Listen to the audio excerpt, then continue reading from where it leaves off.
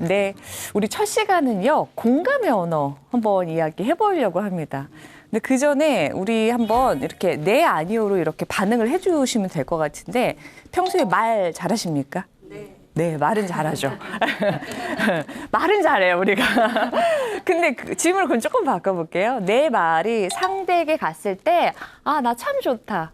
이 사람하고 대화하니까 편안하다. 또 만나고 싶다. 내 마음을 참 알아준다. 이렇게 말하십니까? 그러면 또 이렇게 되죠. 그죠?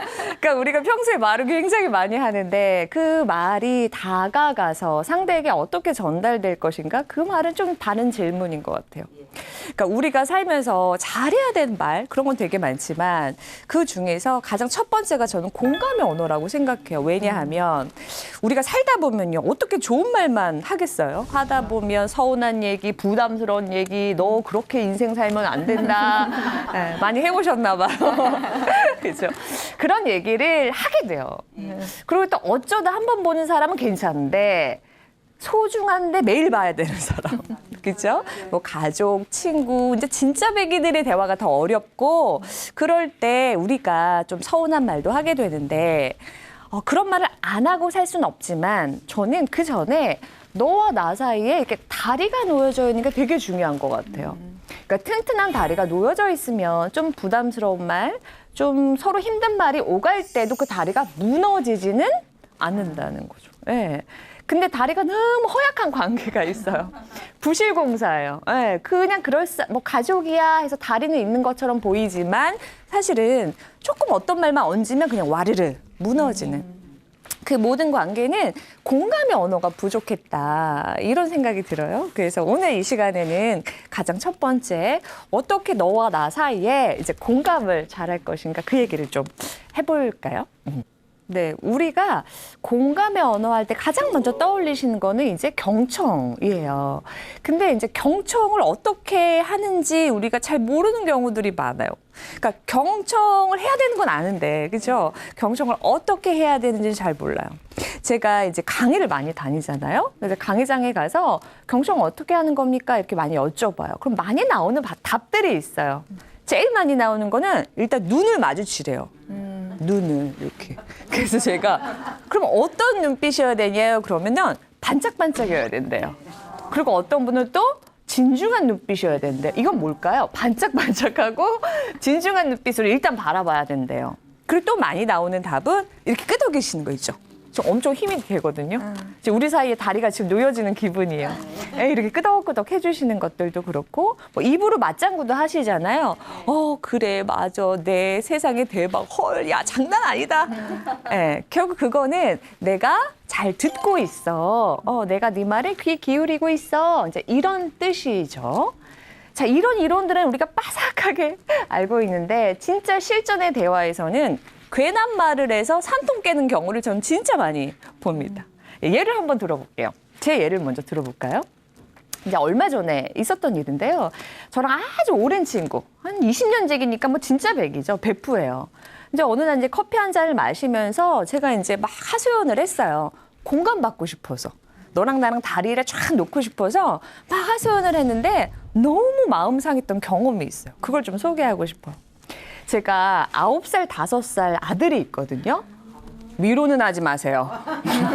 지금 우리 어머니 아이고 막 이러시는데 자꾸 위로해요. 저를 괜찮냐고 막. 근데 뭐 괜찮아요. 나름 괜찮습니다. 근데 지금은 좀 키울만해요. 근데 더 어릴 때는 너무 힘들더라고요. 그렇죠. 그 마음 아시죠? 애들 다 너무 어릴 때는 정말 그리고 제가 또 일하는 워킹맘이다 보니까 여긴 어디 나는 누구 정말 매일매일 그랬던 것 같아요. 그러던 어느 날 제가 지방 강연이 많이 있어요. 이제 강연에 갔다 와서 그때가 한 뭐 12시 됐을까요? 1시쯤 딱 왔는데 집안은 그냥 뭐 전쟁 직후. 그렇죠. 애들은 잠들었지만 제 할 일은 아직도 많이 남아있고 한번 공감하시니까 계속 말하고 싶네요. 네. 아직도 너무 많이 남아있고 내일도 새벽같이 일어나서 도시락 싸고 아이들 유치원 보내고 전쟁이잖아요. 네, 근데 저는 저녁도 안 먹은 거예요. 그래서 그래도 콘프레이크라도 먹으려고 이렇게 이제 뭐 이렇게 시리얼 같은 거를 준비해서 먹고 있는데 왜 이렇게 눈물이 나요? 그러면서 왜 그런 거 다 어머니들이 아시죠? 그 막 내가 생명을 책임져야 된다고 하는 그 압박감, 그 두려움, 그 책임감에 막 엉엉 울었어요. 그러니까 요거를 이제 제 친구한테 약간 드라마틱하게 막 이렇게 이제 실어 날랐어요. 근데 아마도 제 친구가 여기 계신 분들처럼 그냥 그래 세상에 그렇지 이렇게만 했어도 제가 이렇게 상처는 안 받았을 것 같아요. 근데 친구가 제 얘기를 쭉 듣더니 딱 이러는 거예요. 아 그래 뭔 말인지 알겠어. 근데 그 친구가 싱글이거든요. 그러니까 아이가 없어요. 근데 어떻게 뭔 말인지 아는지는 모르겠지만 그래 무슨 말인지 알겠어 하면서 그 친구가 강아지 2마리를 키우거든요. 나도 아침에 개밥 주려면 되게 힘들어. 그러니까 너도 힘들겠지. 딱 이 말을 하는데요. 제가 속으로 네가 뭘 알아? 네가 뭘 안다는 거야? 그리고 반대로 저는 강아지를 안 키워봐서 왜 반려견을 자식처럼 또 키운다고 하시는데 제가 그 마음은 또 모르는 거예요. 그러니까 제가 말씀드리고 싶은 지점은 우리가 공감하려는 의욕이 너무 앞선 나머지 과연 우리는 상대를 잘 알고 있는가 하는 거예요. 그러니까 우리가 대화를 하다 보면 이해해. 무슨 말인지 알겠어. 뭔 말인지 알겠다. 나도 그런 적 있는데 내가 아는 그 사람도 그래 하면서 상대가 자기의 마음을 더 풀어내지 못하도록 안다라고 문을 닫아버려요. 그러니까 내가 네 마음 알아 하면 그 다음 대화는 어떻게 가냐면 내가 뭘 하는지를 설명하거든요. 그럼 완전 주인공이 바뀌어버리는 거예요. 근데 저는 그렇게 생각해요. 저는요. 우리는 누구를 완전하게 이해할 수 없다라는 거예요. 네, 우리는 다른 부모 밑에서 다른 형제 자매와 다른 꿈을 꾸고 다른 상처를 안고 다른 경험을 가지고 여기에 왔잖아요. 그러니까 우리가 공감을 위해서 조심해야 될 첫 번째는요. 우리는 누군가를 이해할 수 없다. 여기 원래 이렇게 수준이 높은가요? 네, 맞아요. 이해할 수 없어요. 그런데 우리가 할 수 있는 일은 이해해 보려고 노력할게. 내가 이해하기 위해서 너 말을 들어보려고 노력할게인 거죠.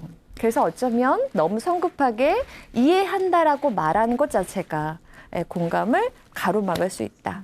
이런 생각이 듭니다.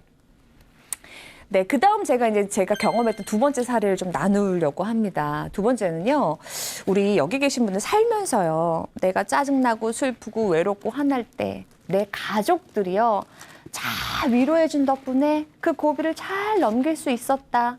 나는 그렇게 자랐어. 혹시 그런 분 계십니까? 한번 끄덕여 보시겠어요? 오늘 딱 맞는 분이 오셨네요. 네, 그렇죠. 그 질문에 맞아요. 나는 그런 경험이 있죠. 우리 집은 그랬어요. 늘 공감이 식탁 위로 오고 갔어요. 이런 말 하시는 분은 저는 자주 못 본 것 같아요. 근데 사실 저도 그랬어요. 저도 지금 기억나는 경험 중에 하나는 저희 아버지가 돌아가시기 직전까지 술 문제가 있으셨어요. 그래서 왜 세상이 날 몰라준다. 이러면 이제 술을 찾으시거든요. 그래서 왜 술병을 여기저기 감춰두시면서까지 술을 많이 드셨어요. 이제 그러다 보니까 왜 간이 안 좋아지고 복수가 차고 병원에 들락날락 하시게 되죠. 그러니까 저는 이제 외동이거든요. 이제 형제자매가 없어요. 그러니까 그렇게 병원에 한번 입원하시면 제 통장을 털어야 되는 거예요. 근데 제가 그때 직장 다녔거든요. 직장에 그거 모아봤자 그 적금 열심히 모아두면 털어서 아빠 병원비로 막 써버리고 그게 한두 번이 아니었던 거예요. 그래서 어느 날 제가 엄마가 또 이제 병원에 입원하신 거죠. 그래서 제가 엄마를 붙잡고 막 울면서 내가 왜 이렇게 해야 돼? 막 울면서 했어요. 그랬더니 저희 엄마도 심정이 어떻겠어요. 자, 그때 엄마가 뭐라고 했으면 좋았을까요? 공감의 언어를 할 때. 참, 그쵸. 어땠어? 속상하지. 그래. 이렇게만 했어도 괜찮아요. 근데 엄마는 뭔가 한마디 해야 될 것 같은 거예요. 그래서 보통 어머니들이 뭐라고 하시냐면 저희 엄마는 그렇게 했어요. 그래도 어떡하니? 네가? 해야지. 아이고, 합창을 하시네요. 네가 해야지. 네가 자식인데. 근데 여러분 이거 누가 몰라요? 누가 모르냐고요. 네, 그리고 결국 제가 이 폭풍우가 가라앉으면 제가 하겠죠. 그런데 공감의 언어라고 하는 건 저 사람의 마음의 폭풍이 잦아들 때까지 좀 기다려주는 거예요. 야, 네가 자식인데 네가 해야지. 그 말은 팩폭이에요. 네가 자식이 네가 해야지는 사실이거든요. 근데 공감은 사실로 연결되는 것이 아니죠. 근데 공감이라고 하는 것은 네 마음이 그래? 네 마음 쫓아가는 거거든요. 그래서 옳은 말 하지 마시라는 거예요. 근데 그것도 참 이해가 되죠? 저희 엄마도 또 많은 사람들이요. 그 순간에 어떻게 말해야 하는지 몰랐던 거예요. 네. 그럼 이제 배워야죠. 이제 배워야죠. 자, 그래서 제가 방금 말씀드린 것처럼 이해한다고 우리 그냥 정리하지 말고 그리고 옳은 말, 사실로 그냥 맞는 얘기 해서 상처 주지 말고 혹은 이런 분들도 있어요. 야, 너만 힘드냐? 다 그러고 살아. 여기 요즘 힘들지 않은 사람이 어딨어? 이런 맞는 말도 하지 마시고. 그리고 또 이런 분도 있어요.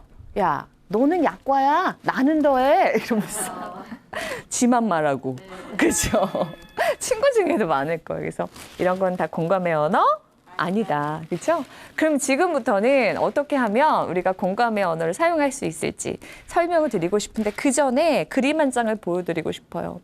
나무 사진인데요. 이 나무가 어떻게 느껴지시는지 모르겠어요. 나무의 특징을 보면 뭐 가지도 많고 잎도 푸르고 막 많이 달리고 화려해 보이고 건강한 나무처럼 보일 수도 있어요. 멀쩡해 보이죠? 네. 근데 이 나무는 취약점이 있어요. 혹시 뭐가 없죠? 그렇죠. 예. 나무의 뿌리가 보이지 않죠. 예. 그러니까 이 나무는 날씨가 좋을 땐 괜찮아요. 멀쩡할 땐 아주 잘 기능하는데 언제요? 바람이 불고, 비가 오고, 지진이 나면 뿌리가 없기 때문에 엄청 흔들려요. 저는 이런 사람들을 굉장히 많이 봅니다. 저도 이런 나무였고요. 누가 보면 되게 멀쩡한데 조금만 흔들려도 막 지진이 나는 거예요. 제 마음속에서는. 그리고 저희 상담실에 찾아오는 분들 중에서도요. 사회적으로 잘 기능하고 아무 문제 없어요. 그런데 마음은 너무 힘들고 너무 외롭고 근데 갈 곳이 없다라고 느끼는 뿌리가 없는 사람이 있어요. 그 사람들의 특징이 뭐냐면 어릴 때부터 지금까지 내가 느낄 때, 내가 힘들 때, 내가 화가 날 때 공감의 언어를 받아보지 못했다는 거예요. 예. 어쩌면요, 우리가 누군가에게 관심을 갖고 공감의 언어를 사용한다는 건 좀 노력이 필요한 일일 수 있겠죠. 에너지가 필요해요. 그런데 그거 다른 사람 뿌리 만드는 일이에요. 예, 그러니까 소중한 사람일수록 더 해줘야 되겠죠. 내 아이일수록 남편도 해야 돼요, 여러분. 네. 남편은 꼭 빼주더라고요. 네, 남편도 뿌리 좀 만들어줘야 되고 내 뿌리도 좀 만드셔야 해요. 그래서 지금부터 알려드릴 이 방법이요. 뿌리를 만드는 일이다. 이렇게 보시면 좋겠습니다. 그러면 이제 우리가 해볼 일은 그렇게 공감 안 하려면 괜한 말로 상처 주지 않으려면요.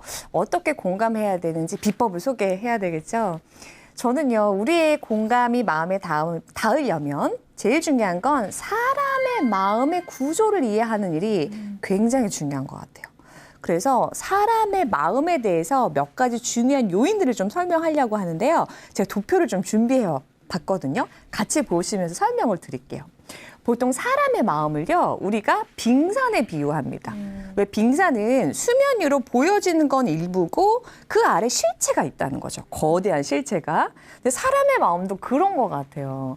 우리가 말이 되게 중요하긴 하지만 그 말 자체만으로는 마음을 다 담을 수가 없어요. 예, 맞아요. 그리고 그 사람 말의 일부만 듣고도 그 사람을 다 전체를 알 수가 없어요. 예, 마찬가지로. 그러면 저기 빙산의 수면에 보이는 그 부분은 우리의 말이라고 생각해 볼게요. 그리고 그 사람이 보여준 어떤 행동을 보고 저 사람은 이래. 우리가 이렇게 평가할 수 있잖아요. 근데 그것만 보지 않는다. 우리는 이제 조금 더 깊은 공감을 해보자는 거잖아요. 그러려면 우리 빙산 수면 아래로 한번 내려가 보도록 하겠습니다.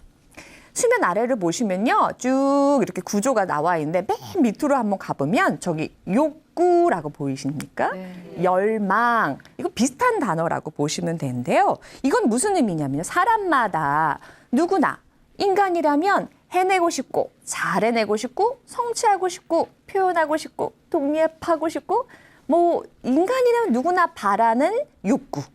그런 것들이죠. 해내고 싶은 거. 바라는 거. 갖고 싶은 거. 지금 이 순간에도 우리가 어떤 욕구가 있으시겠죠? 저는 잘해내고 싶은 욕구, 그렇죠? 네. 우리가 서로 친해지면 좋겠는 욕구. 여기 앉아 계신 분도 마찬가지예요, 그렇죠? 그러니까 서로 이 장면에서도 우리는 시시각각 어떤 욕구를 갖고 있다는 거죠. 자, 그러면 한 칸 위로 올라가 볼게요. 자, 그런데 우리의 욕구라고 하는 것이요, 늘 바라는 대로 되지 않아요. 왜냐하면 기대라는 것이 있는데 욕구가 있으면 나한테 어떤 기대를 하게 되죠. 내가 이 정도는 해내겠지? 뭐 이런 거. 그리고 상대가 저 정도는 이렇게 나와주겠지. 뭐 사람들이 이렇게 도와주겠지. 그런 기대를 갖게 돼요. 네, 사람 마음이 다 네, 똑같기도 하지만 동시에 내 맘 같지 않죠. 네, 사람 마음이 거기서 거기인 것도 분명히 있어요. 그런데 내 마음을 볼 때는 사람 마음이 내 맘 같지 않을 때가 되게 많아요. 그러니까 기대가 무너지는 거죠. 내 맘대로 잘 안 되는 거예요. 그럴 때 위에 보시면 감정이 올라오죠. 아, 짜증나. 아, 못해 먹겠네. 아, 신경질나. 아, 열받아. 그러니까 그 감정이 뚫고 올라오는 거죠. 도대체 이거 왜 내가 해야 합니까? 이런 식으로요. 그러니까 우리가 누군가의 말을 들을 때는요, 왜 저렇게 말해? 이렇게 반응하는 것이 아니라 다이빙 해볼 수 있느냐 하는 거예요. 어디로요? 저 사람 감정이 어떻지? 더 내려가면 뭐가 있어요? 뭘 기대했을까? 근데 더 내려갈 수 있죠. 이게 잠수 실력이 되는 사람은 더 내려갈 수 있어요. 무엇을 원한 걸까? 거기까지 내려갈 수 있는 거죠. 그럼 잠깐 생각해 볼까요? 아까 제가 친구와의 대화 아까 말씀드렸잖아요. 제가 막 시리얼 먹으면서 울었던 얘기를 했더니 강아지 얘기하면서 나도 알아 했다는 그 친구 말이에요. 근데 만약에 그 친구가 저를 다이빙 했다면, 예, 그냥 아는 척하지 않고 제 마음에 이렇게 퐁당 뛰어들었다면 아마 지금 보여주는 그 빙산에 맞춰서 해볼 수 있었을 거예요. 일단 첫 번째, 제 감정을 알아보려고 할 수 있었겠죠. 그때 제 심정 어땠을까요? 그 새벽 1시에 시리얼을 먹으면서 내일 아침에 몇 시에 일어나서 밥은 또 뭐 하나, 뭐 이런 제 심정 어땠을까요? 되게 속상했겠죠. 그리고 약간 저는 무섭기도 했어요. 아, 내가 이걸 잘 해낼 수 있을까? 두렵기도 하고. 근데 더 내려가 볼까요? 저의 욕구. 저는 뭘 해내고 싶었을까요? 엄마로서? 그럼에도 불구하고 일과 육아를 동시에 잘 해내고 싶다는 거죠. 1등이세요, 지금. 제일 크게 말씀하셨어요. 네, 그러니까 그때 우리가 누군가를 공감한다는 건 진짜 속상하지. 그럴 때 진짜 두려울 정도로 그게 너무 힘들겠어. 근데 너 일하고 아이하고 이거 동시에 이거 잘 해내고 싶은 마음인 거잖아. 예. 제 마음의 깊이까지 쭉 들어오는 게 제가 여러분께 안내해드리고 싶은 진짜 공감이거든요. 자, 그러면 그래서 제가 진짜 공감할 때 꼭 3가지를 기억하시라고 부탁드려요. 첫 번째는 아는 척하지 말고 사실을 찾아가 보자는 거죠. 너가 그런 의미였는지 또 어떤 상황이었는지 더 알아가 보자는 거예요. 그리고 두 번째는 그때 네가 어떤 감정이었는지 내가 그랬겠다 혹은 물어봐도 괜찮아요. 그때 기분이 어땠는지 마음이 어땠는지. 그리고 세 번째 제가 제일 중요하고 생각하는 거 욕구. 뭘 잘해내고 싶었는지 뭘 해내고 싶었는지 뭘 원했는지를 찾아주는 것. 이게 진짜 깊은 공감인데요. 제가 예를 하나 들어보겠습니다. 이게 얼마나 사람을 살릴 수 있는 공감인지 말이에요. 아까도 말씀드렸지만 저는 살면서 내 마음 알아주지 우리 가족이. 역시 가족이 있으니 나는 너무 든든해. 이런 경험이 별로 없어요. 네, 그렇기 때문에 아마도 제가 지금 이 일을 하고 있는 걸 수도 있을 거예요. 그리고 특히 아까 나무 그림 보여드렸잖아요. 우리가 누군가의 뿌리를 만드는 일을 돕는다는 건 우리가 그것을 무조건적, 긍정적 수용이다라고 부르기도 해요. 네, 그 말은 뭐냐면 너가 느끼고 있는 거 내가 다 그래 받아줄게. 너가 느끼고 있는 욕구 내가 뭐라 잔소리 안 하고 다 받아줄게. 그 의미와 같거든요. 제가 살면서 누군가를 온전하게 받아준다는 것은 이렇게 사람을 살리는 일이구나라고 크게 경험했던 그 에피소드 하나를 좀 나누고 싶어요. 제가 이제 결혼 10년 차예요. 네, 뭐 한 오빠랑. 되게 중요한 거는 오빠가 안 바뀌었다는 거. 애들도 안 바뀌고. 요새 그게 쉬운 얘기가 아니더라고요. 예, 자주 바뀌시거든요. 이렇게 주기적으로 바뀌시는 분들도 있어요. 근데 저는 그 사이에 뭐 험난한 길이 있었지만 안 바뀌고 쭉 살고 있는데 제가 가장 내가 이 오빠랑 결혼을 왜 했을까 할 때가 2년 차였어요. 2년 차. 2년 차 때는 왜 한참 이제 초반에 싸우기도 하고 저는 직업의 특성상 이렇게 말이 많은데 집에 가면 이만큼 더 말하거든요. 말의 양이 굉장히 많은 편이에요. 근데 저희 신랑은 제가 방송에서 종종 말씀도 드리지만 별명이 무건수행 중인 스님이세요. 예, 그러니까 애가 둘이 있는데 무건수행 중이면 진짜 곤란하거든요. 근데 그렇게 말 수가 없고 그리고 뭐 경상도 포항 사람이 다 그렇다는 의미는 아닙니다. 근데 그 지역색이 있는지 가정색이 있는지 거의 뭐 아주 그냥 입을 닫고 사시죠. 자, 그러니까 뭐 이벤트도 없고 뭐 로맨스 그거 어디 있는지 모르겠어요. 저희 집에서는 어디 좀 사오면 좋겠어요. 그런 분위기라는 거예요. 이제 그렇게 한 2년 정도쯤에 제가 개인적으로 그 시기가 특히 힘들었던 이유가 뭐냐면 그런 남편과의 갈등도 있지만 그때 제가 이제 회사 다니다가 독립했을 때였어요. 그러니까 잘해보겠다고 사업 잘해보겠다고 한창 뛰어다녔을 때였고 그때 저희 첫째가 돌쟁이였어요. 너무 힘들 때 있죠. 그러니까 뭐 여러모로 좀 너무 버겁다. 그리고 왜 우리 살면서 이렇게 뚜껑이 간당간당 할 때 있죠. 한 명만 걸려 이럴 때 진짜 한 명 걸리면 뚜껑 열린다. 이런 시기가 있는 것 같아요. 주기적으로 이렇게 있어요. 근데 저는 그때가 아마도 그게 다 한꺼번에 왜 이렇게 일은 한꺼번에 생기잖아요. 한꺼번에 오면서 좀 그랬었죠. 그런데 또 저를 더 힘든 게 한 건 뭐였냐면 제가 이제 강연이 많다 보니까 지방에서 늦게 오는 경우들이 많아요. 그러니까 제가 그 육아 시스템이 이런 거예요. 금요일 날 엄마 집에서 친정엄마 집에서 아이를 데려와서 아시죠? 주말에 보고 일요일 날 다시 이제 아이를 그러면서 맨날 영화를 찍죠. 엄마가 꼭 일찍 올게 뭐 이런 거 있죠. 지금은 웃으면서 얘기하지만 그때는 정말 길거리에 눈물바람을 너무 했던 그런 시기예요. 그래서 제가 토요일은 절대로 일하지 말자. 그러니까 주말은 일하지 말고 아이에게 정성을 들이자. 이런 마음이었겠죠, 당연히. 네. 그러던 어느 날이요. 저한테 전화 한 통화가 걸려옵니다. 근데 이제 제가 교육 일을 오래 하니까 친한 교육 담당자가 있거든요. 전화해서 윤나 강사님 와서 강의를 좀 해달라는 거예요. 토요일 날 오전에 저 먼데 지역이었거든요. 남해 쪽에 있는. 그래서 제가 소신 있게 안 된다고. 언니 그러면 제가 애를 못 봐요. 저 딱 그 이틀 봐요, 우리 애기. 이렇게 말씀을 드렸어요. 소신 있게. 그랬더니 그 담당자가요 저한테 되게 놀라운 제안을 하시는데 강사료를 더블 해야 안 해요. 더블이면 해야 안 해요. 하죠. 애고 뭐고 그냥 더블이라니까 갑자기 대출금이 생각이 나면서 그 대출금이 아주 많은 시기였거든요. 그래서 제가 그래요? 그럼 또 열심히 한번 해볼게요. 저도 모르게 그냥 그렇게 말이 나오더라는 거예요. 근데 전화를 딱 끊고 나니까 후회가 폭풍처럼 밀려오죠. 미쳤어. 이러면서 네가 자격이 있네 없네. 엄마로서 그러면 되니 안 되니. 그리고요. 남의 돈 다 이유가 있죠. 누가 공짜로 2배를 줘요. 그렇죠?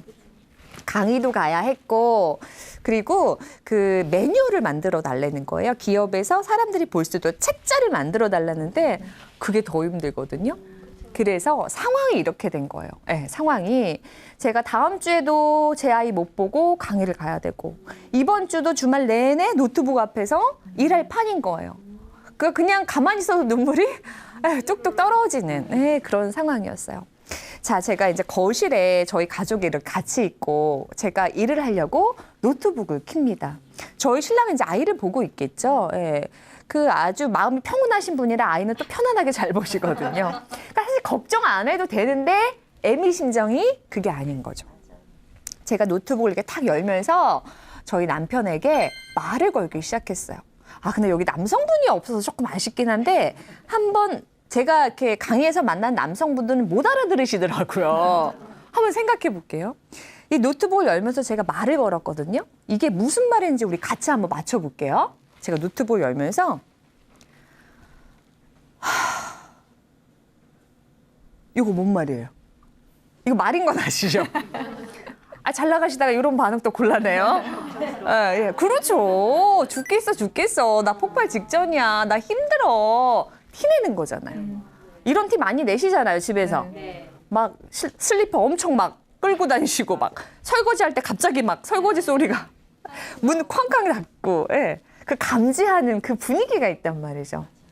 근데 지금 10년 되니까 자꾸 나가요, 애 데리고. 아, 놀이터 가고 싶지? 그러면서 막 요새는 나가는데, 그전에는 그래도 2년 차니까 알아듣더라고요. 그리고 저한테 와서 위로, 공감이라는 걸 하기 시작합니다. 그래서 저희 마음을 공감할 때 이제 1단계, 2단계 하는 거예요. 우리 지금 배우고 있는 과정 중에 1단계 뭐였죠? 사실 듣는 거. 네. 네 맘 알아. 이렇게 말하지 않고, 아, 무슨 일이 있었던 거야? 아, 그랬구나. 아, 그랬었구나. 모른다고 가정하지 않고 그냥 물어보더라고요. 제가 얼마나 또 훈련을 시켰겠어요. 그죠? 네, 막 이렇게 얘기해요. 그럼 막 제가 얘기하면서 또 풀리는 게 있잖아요. 그러니까 또 2단계를 딱 들어오더라고요. 뭐죠? 감정이요. 힘들지? 아, 걱정하지 마. 내가 이거 잘 할게. 애들 잘 볼게. 제 마음을 우쭈쭈 해주기 시작하는 거예요. 근데 같이 생각해 볼게요. 우리가요. 내 마음을 누가 우쭈쭈 하기 시작하면, 해주면, 내 마음을 받아주기 시작하면 탁 그 감정을 멈추고 내 일을 할 수 있나요? 아니면 댐 방출하듯이 그동안 쌓았던 것들이 쫙 이렇게 나오죠. 예. 그래, 알았어. 열심히 일할게. 이렇게 안 되는 거예요. 예. 아니, 그게 이러면서 그동안 어쩌면 2년 동안 제가 꼭꼭 쌓아놓은 그 모든 것들이요. 정말 댐 방출되듯이 대방출되는 거예요. 근데 생각해보면요. 이게 일할 때도 마찬가지고 가정에서도 마찬가지고 아, 쟤 요즘 좀 힘들어 보이는데 우리 이렇게 감지가 되거든요. 근데 요새 많이 힘들어? 무슨 일 있어? 이렇게 안 물어봐요. 왜요? 감당을 못할까 봐. 그럴 때가 있어요. 예, 분명히 물어봐주면 이렇게 저처럼 댐 방출하듯이 막 폭탄이 터져 나올 텐데 나도 힘들고 받아주기가 좀 그래. 그래서 우리가 이렇게 모른 척하면서 갈 때가 사실은 많아요.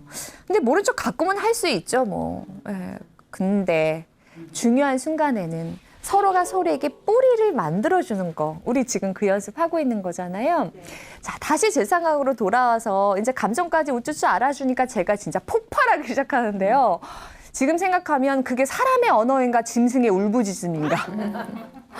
뭐라고는 했는데 아마 상대는 못 알아들었을 것 같아요.